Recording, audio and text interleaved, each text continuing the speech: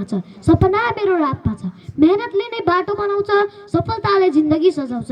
धन्यवाद कार्यक्रम सञ्चालकज्यू, सभापति महोदय, माननीय अतिथिज्यू, प्रमुख अतिथिज्यू, विशिष्ट अतिथिज्यूहरू, परम पूजनीय गुरुवर्ग, निष्पक्षताका प्रतिमूर्ति, सम्मान्य निर्णायक मण्डलज्यू, मेचीनगर एन्ड पेप्सन परिवार यहाँ उपस्थित मेरो प्रिय साथीहरू।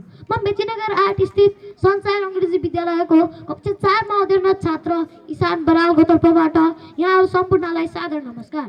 आज मेचीनगर एन्ड पेप्सनद्वारा आयोजित 5औं वार्षिक प्रतियोगितामा हुन गइरहेको वक्तृत्व कला प्रतियोगितामा भाग लिन पाउँदा आफूलाई निकै भाग्यमानी महसुस गर्दै यस मेचीनगर एन्ड पेप्सनलाई हृदयदेखि नै धन्यवाद दिन चाहन्छु।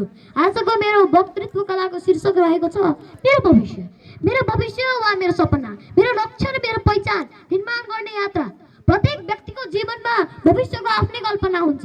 कसैले डाक्टर बन्न चाहन्छ, कसैले इन्जिनियर, कलाकार वा अन्य केही। मैले पनि आफ्नो रुचि, सिप र महत्त्वाकांक्षा अनुसार एक सुन्दर भविष्य निर्माण गर्ने लक्ष्य बोकी हिँडिरहेको छु।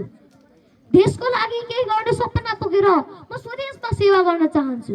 यहाँ उपस्थित आदरणीय सबै गुरुबा गुरुआमाहरू जस्तै समर्पित, कर्तव्यनिष्ठ र प्रेरणादायी शिक्षक बन्ने मेरो इच्छा छ।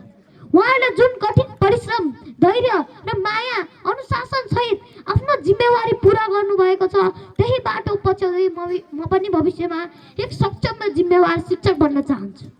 आज जति पनि मानिसहरू विभिन्न पेसा व्यवसायमा सफल भएर उभिएका छन्, ती सबैको सफलताका आधारमा शिक्षककै योगदान छ। शिक्षकले दिएको शिक्षा, मार्गदर्शन र प्रेरणाले सबैलाई यात्रामा अघि बढ्न सक्ने बनाएको हो। मलाई विश्वास छ शिक्षा नै उज्जवल भविष्यको ढोका हो। त्यसैले म पढाइमा ध्यान दिएर मात्र होइन, व्यवहार, अनुशासन र सकारात्मक सोच विकास गर्न चाहन्छु। भविष्य सबै अनिश्चित हुन्छ महोदय, तर मेहनत र दृढ सङ्कल्पले असम्भव पनि सम्भव बन्न सक्छ। त्यसैले म आफ्नो असफलताबाट सिक्ने अवसर पहिचान गर्ने र चुनौतीहरूलाई आत्मविश्वासका साथ सामना गर्ने बानी विकास गर्दछु। म आफूलाई मात्र होइन, आफ्नो परिवार, समाज र देशलाई पनि गर्व गर्ने काम गर्न चाहन्छु। अन्त्यमा मेरो प्रिय साथीहरू, हामीले भविष्यलाई डराएर होइन, आफ्नै हातले सम्हालेर अघि बढ्नुपर्छ। हामीले आजको दिनलाई कदर गरे भोलिका उज्यालो भविष्य आफै आउँछ। त्यसैले आजैबाट सही बानी, राम्रो सोच र निरन्तर मेहनत मार्फत आफ्नो भविष्य उज्यालो बनाऊ। धन्यवाद।